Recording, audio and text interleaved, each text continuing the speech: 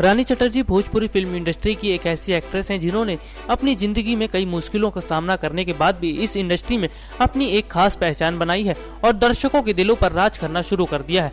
वैसे तो रानी ने अभी तक माई के कर्ज, इच्छाधारी, शिव रक्षक जैसी सुपरहिट फिल्में की हैं, लेकिन क्या आपको पता है कि कुछ समय पहले भोजपुरी की इस अभिनेत्री ने कहा था कि उनकी इच्छा है कि भोजपुरी की किसी एक फिल्म में वो पागल लड़की का किरदार निभाए। आपको बता दें कि ये बात रानी ने उस वक्त कही थी कि जब वो फिल्म शिव रक्षक की शूटिंग कर रही थी।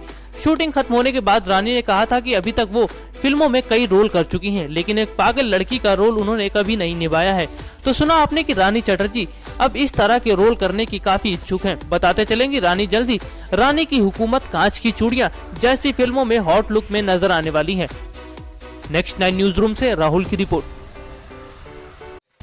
Subscribe now to receive new updates, reviews and news.